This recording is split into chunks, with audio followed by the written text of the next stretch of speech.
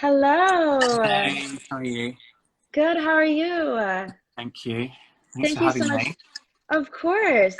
So, for our viewers who are tuned in, I am Juliet Meskers, and we are Mental Health First Aid, run by Mental Health Global Network.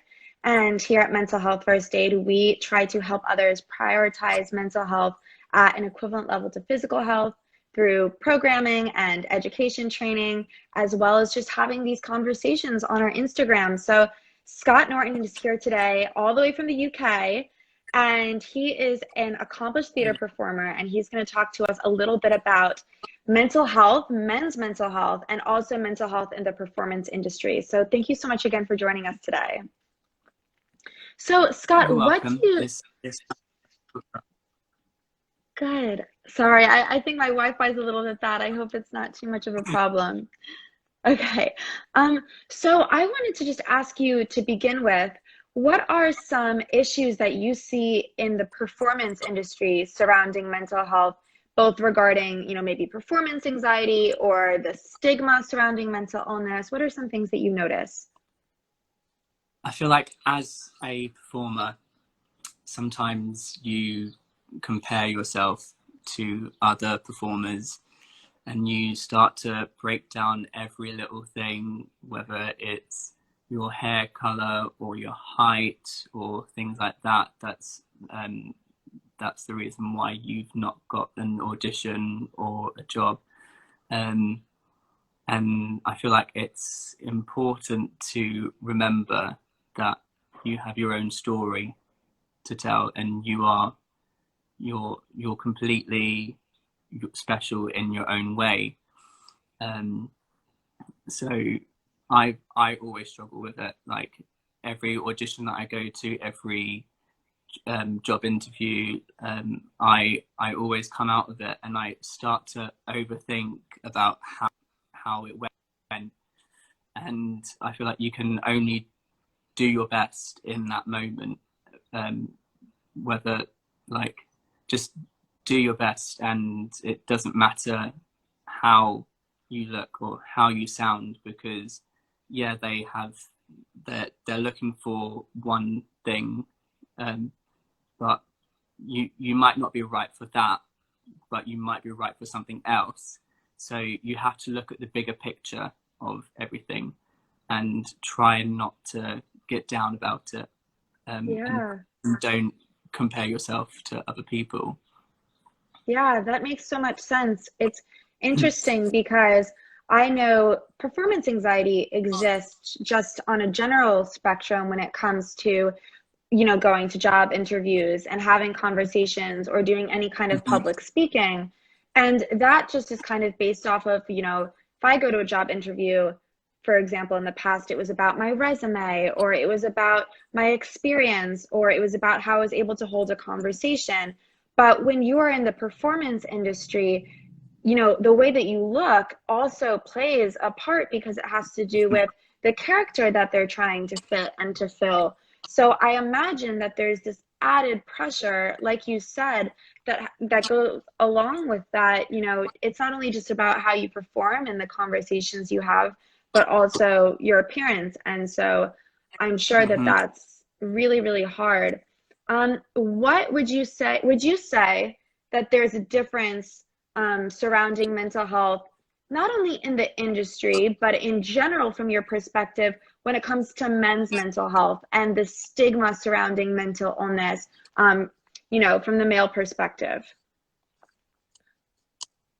I feel like definitely as a guy, it is harder to talk about it. Like this, this past year, I probably suffered in silence quite a lot, and it's only just recently during lockdown and at the start of lockdown that I sort of found my voice and wanted to open up about it, publicly through my Instagram, and try and educate people that it's okay to talk about it. But definitely in the past, I felt like talking about it, like, aren't allowed to have feelings. Like men have to be strong, men have to lead the way, and I feel like that's not the case, because we're all human. We all have emotions. We all feel, and I feel like both men and women lead the way and sort of the share out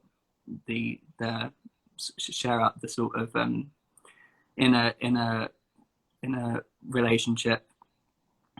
Sometimes the men might want to lead, and that's okay, but sometimes the man might struggle a little bit. So sometimes it's nice to see that when you are in a relationship, someone else is supporting you, whether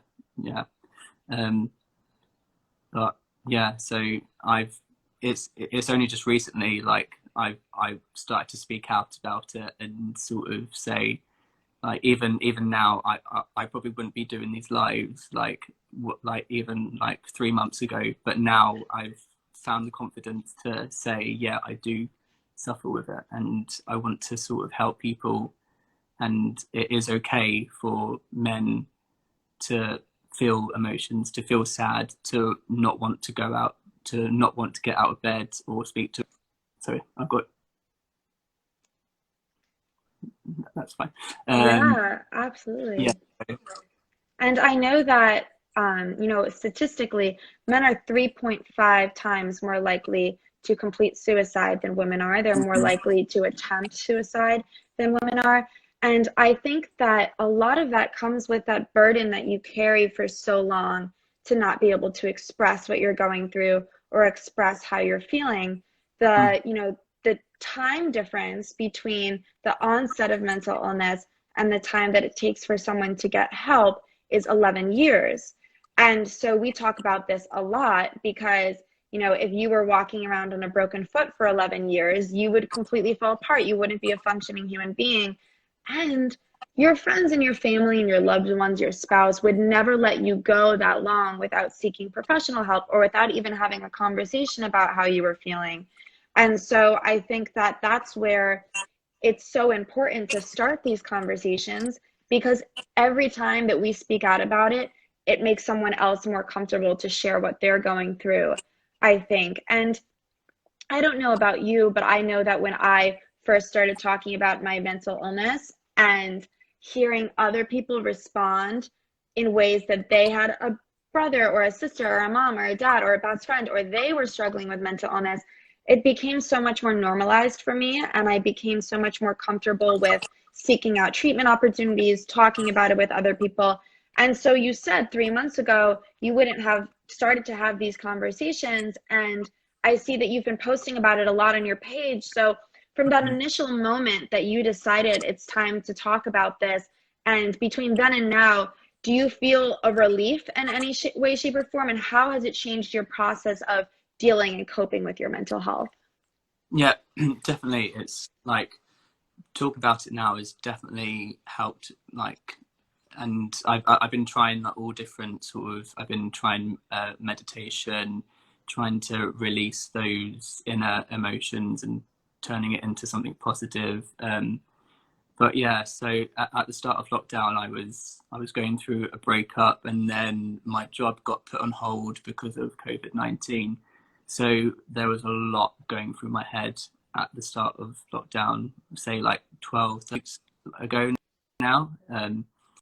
And I was just in this very dark place, and I just didn't know how to get out of it. So I found, like, I'd speak to one friend who I trusted, and I found that helped. And then I just thought, I want to start helping people. And a lot of people like to use Instagram to post fancy photos and things like that, but I prefer to use it to talk about like meditation and wellness and mental health and anxiety and depression. It's okay to feel that way. Like, we all feel it. We're all humans, and we all feel those emotions. So I decided, right, I want to out about it, and I want to speak out about it fully, and use my platform for it. Yeah, I think, sorry, go ahead, go ahead. I froze. Sorry, I froze. I didn't mean to cut you off. Oh no, it's fine. I think there's a lag going on. Um, okay, did I, I'm sorry, I hope I didn't cut you off, but I think it's so amazing that you use this platform because I think one, it's unexpected. Like not enough people are using their platform to talk about mental health and to talk about mental illness. And you know, you have a large following, and so I'm sure there are so many people that see your posts and kind of feel this sense of relief, like, oh wow, this person who's so confident and posting on Instagram and is a performer and he's able to talk about his mental health and he's able to talk about it so publicly and you know receive positive feedback about it. So maybe it's okay for me to start having those initial conversations with a close friend or a close family member. You mentioned that you had that first initial conversation with someone that you trusted, and I think that's so important. Find someone that you trust, find someone Mhm. that, you know, will listen to you. And look, I think what we find when we do our mental health intervention training and we do our mental health first aid training is that we have these people who come and take the training and they are there with the best intentions. They are there with the goal to learn how to create the right responses for loved ones in need who are suffering. But I remember the first time that I took a training, I was like, oh my God, there are so many things that I have said that have been the wrong thing to say, or friends have said the wrong things to me. But I think it's just about having that initial conversation and people coming with the best intent. And so you need to understand, or I needed to understand, maybe the first person that I talked to wasn't going to have the best response to it because they wanted to be there for me, but they didn't know how to respond. But that doesn't mean that everybody that I talk to about this isn't going to understand, or that everybody I talk to about this isn't going to respond, you know, in the most supportive way. And so I think allowing yourself to validate your own feelings comes first. And when you have that initial conversation, talk to someone about it you trust. Most of the time, they're going to be supportive because it is so common. Mental illness is so common that the likelihood that they can relate or that they know someone that can is very, very high. And so I think going into the conversation saying, regardless of how they respond, regardless of how they support me, my feelings are valid. I know that what I'm going through is a real thing. 1 in 5 people suffer from mental illness. 1 in 10 men suffer from mental illness. And it's just so common. And 6 out of every 10 men experience serious trauma in their life that often results in PTSD in some way, shape, or form. 6 out of 10 is a large statistic.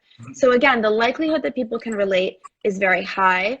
And I think just validating your own experience, your own feelings going into those conversations is really important. And most of the time it's going to go pretty well. I don't know what your thoughts are on that about, you know, connecting with someone, but what advice would you have for someone who is maybe unsure of who to talk to because they felt like no one else they knew was going through something like this? What advice would you have about like getting the confidence up to start those conversations? Oh, I think finding someone who you've grown up with, who you've been around for many years of your life, who you've been with since a child, and you've been playing together at school, and you've grown up that way. I think that might help, having a trust there with someone that you've known for a very long time, and they've seen you at your best and your worst. But yeah, I feel like if you feel confident enough, and you I'd say talk to sort of 2 or 3. It doesn't have to be many people. You don't have to talk to everyone about it if you don't feel comfortable. But as you say, some people might know how they can help, but some people might not know just yet how to help.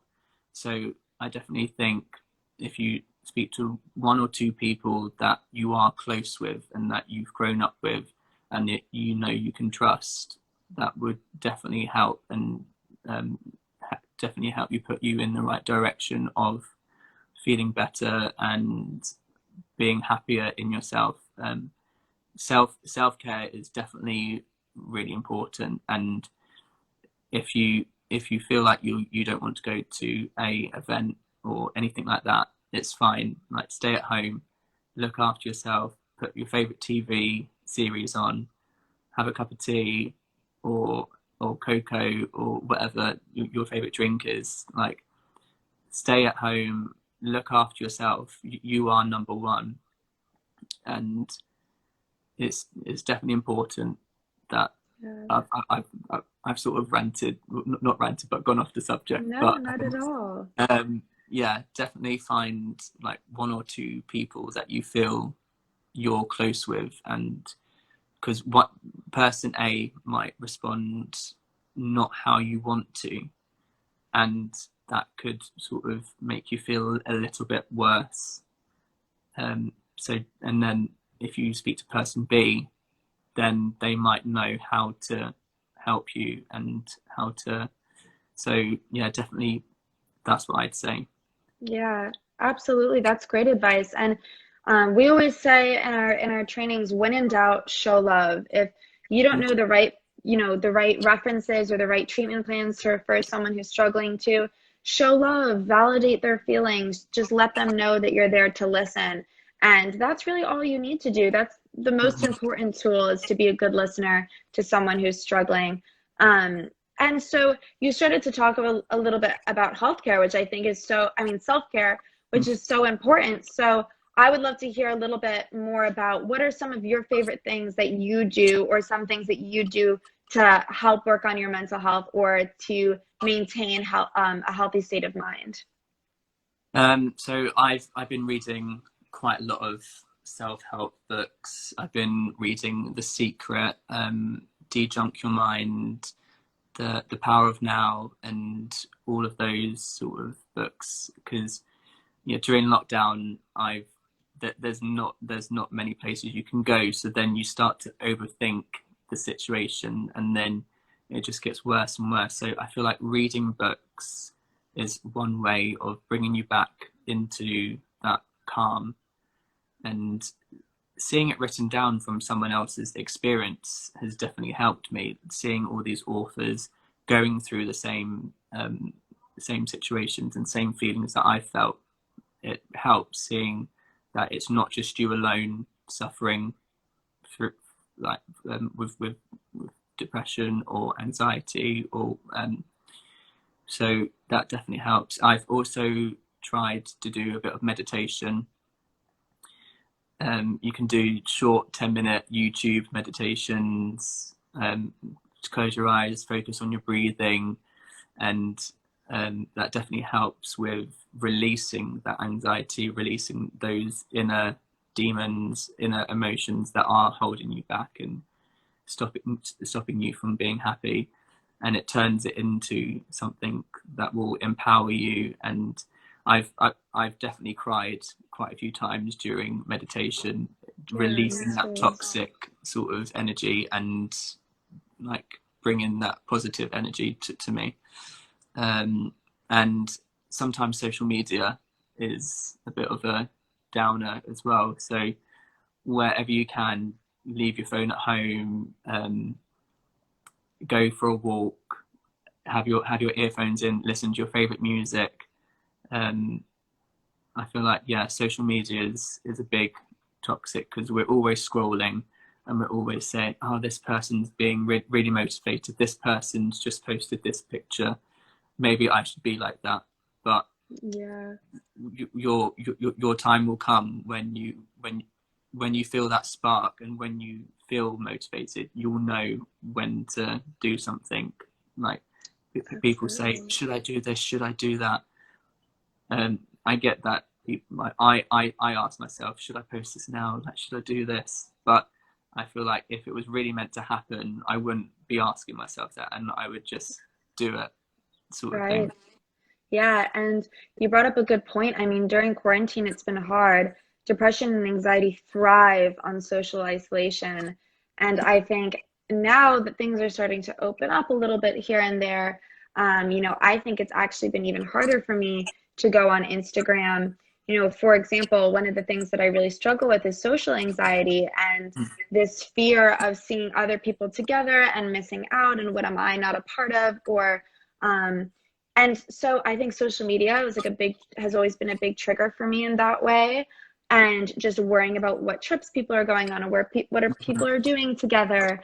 And so I think sometimes when I feel super overwhelmed, I often just delete the app. I don't deactivate my Instagram or anything. I just delete the app. And then when I go on my phone to check it, as I like religiously have this habit of going and checking my social media, then I go to check and it's not there. And I'm like, oh, okay, it's not there. Then I don't need to look at it right now. And it's honestly a really nice release. Something else you brought up was crying. And I know that I also have, you know, cried a few times during meditation, just because you feel this release of all this pent up energy and all this pent up pain, and you're kind of finally letting it go with these deep breaths.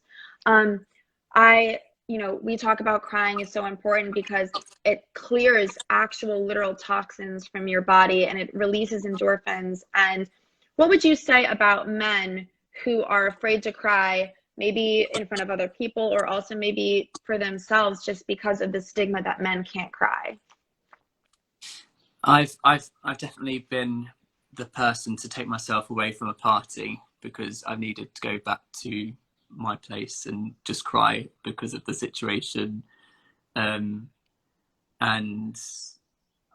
I feel like it's men might not feel like they are allowed to, and I felt like that before. I felt like, okay, I'm not allowed to show emotion. I have to be happy at this party. But if you're not feeling those sort of situations, it's fine.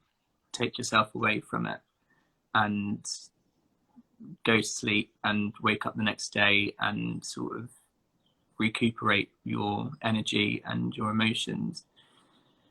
I feel like it's hard to say it's okay to cry because it's one of those things where you sort of learn over time, and as long as you're around people who are 100% supportive of you, I feel like that helps as well. If you know that you're around, like, people might want to turn it into a bit of, oh, come on, it doesn't matter, like, cheer up sort of thing, like if they see you cry, and that's fine. But it's also fine to take yourself away from it completely. Yeah. Yeah. I think that's good advice. And let yourself cry. Go into the bathroom and cry. Go outside and cry if you need to. And I think just from the other perspective, I know I've been on the other side of, you know, talking to one of my friends who is a male, and they've been like, oh, I'm so sorry, I'm crying, like I'm so embarrassed, or like I don't want to cry right now, so I'm going to leave. And I think it's so important to validate people's feelings. Look, it's okay to cry. If you want to go cry by yourself, go cry by yourself. Like, you have the right to that alone time. But if you want to cry while we're having this conversation, cry while we're having this conversation, because I'm not judging you. You're valid to cry. That's an expression of emotion. Just like sometimes we can't help to laugh, you know, sometimes we just can't help to cry, and that's completely valid. So I think that's really good advice. And then, you know, before we close up today, I don't want to take up too much of your time, but what is your, like, do you have like a mantra or something that you like to tell people, or I don't know, what would be your final advice to people who are struggling right now and are trying to get themselves to, you know, take the steps to get better? Like, what is your final last advice about mental health and trying to decrease the stigma surrounding it? I think even when sometimes it's hard because you get caught in the moment and you only see what's happening in that moment, but look at the bigger picture and look at how much you've achieved throughout your life and your career, and see how you've become stronger as a person by looking at that bigger picture. Because sometimes we just see like, right, this is how I'm feeling, this is how I've always been feeling. But when you look at the bigger picture, you'll realize that and see that you've had happy moments and you've had sad moments, and you've been laughing with friends, and you've met new people, and you've met lots of people along the way that have been supportive. And I feel like you have to trust yourself that you are good enough and you've got this, and keep reaching for the sky. I put something on my story today about reaching for the sky and following your dreams, and like trusting if there are people there that sort of aren't helpful and who are stopping that, then you don't need that in your life. Try and find as much positive energy as you can. Go to your favorite place, speak to your best friends, read a book, listen to your favorite music, listen to watch your favorite TV series, but definitely trust yourself and believe in yourself, because you've got this and you can do this. And it might take a week, it might take a month, a year, but if you keep looking at the bigger picture, and over time you'll see that you will improve day by day. Yeah. That's great advice. That was really wonderful. It's the little victories too, right? It's the little things. And, I think that was so beautifully said. And sometimes I feel so stagnant and I feel so stuck, and I feel like I haven't made enough progress in my life or in my career.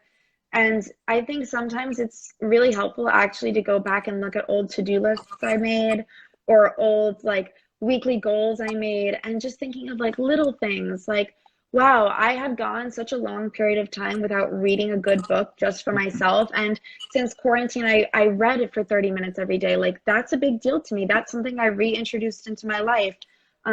Just really small victories. A good phone call we had. This was a great phone call. This makes me feel happy and motivated to go on throughout my day. So I think, you just gave such wonderful advice today and such great perspective. And thank you for being here and talking about mental health and talking about men's mental health, and just being an ally to us. So it was really wonderful having you, and I look forward to collaborating with you more in the future. Thank you for having me, and keep doing the amazing work that you're doing. Of course. Thank you. Thanks everybody for viewing. We'll see you soon.